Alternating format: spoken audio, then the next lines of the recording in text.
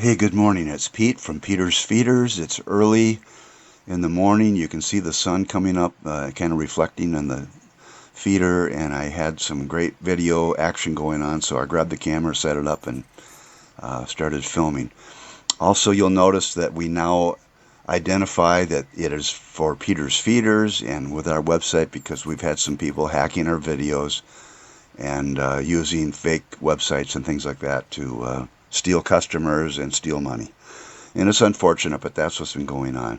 So I wanted to show you this. Right now you can see just the silhouette of the bird because the sun is, like I said, not up all the way, but I'm going to raise the camera so you can see this. This is a male ruby throat, and of course he's able to get his beak all the way into this feeding tube. That's the beauty of our feeder. Most of them have little fake flowers or small little holes in a solid colored bottom, and the bird has to stick its beak in and feel for it, and that's not the natural way they feed. If you've ever watched them in front of flowers, they don't go to every flower. They zip around to the ones they can see they're going to get a reward from, and that's what this feeder allows them to do. It lets them see where the nectar is. I'm going to show you a couple of just real quick little clips. I wanted to show you this first. You'll see I did a sports setting on the camera so that it gives you a series of bursts, probably about 7 or 8 bursts in a second.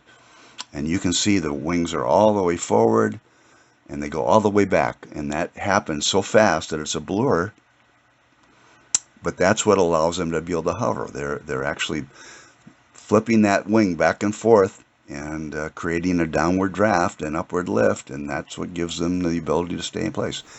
Here's a bee that I had a couple of different spots where bees were trying to get on it. They're going to be attracted, but if they can't get into the feeding tubes, which they can't on these, they're out of luck. So they're attracted from the color, and of course they know that it's nectar in there, but again, they can't get in. So the feeders work really good for a number of reasons. We don't put perches on them. We want them to hover. That's how they feed naturally. They don't sit on flowers. We want them to work. We've watched hummingbirds sit on an Oriole feeder that has perches, and they will get so full of sugar and they're not burning it off. This is their jet fuel. This is what allows them to be able to fly like they do, to eat natural food sources like insects and like obviously the nectar and pollen out of the flowers. Here's a good shot of the tongue. You can see it actually going in and getting the nectar. What I wanted to just finally say is, if you want to attract hummingbirds, get this feeder. We've been doing this for 40 years. They work fantastically. We've got hundreds, if not thousands, of letters from folks all over the country that have had better luck attracting hummingbirds with this feeder than anything else. Our website's on there, petersfeeders.com. Glad you watched the video. Thank you so much. God bless.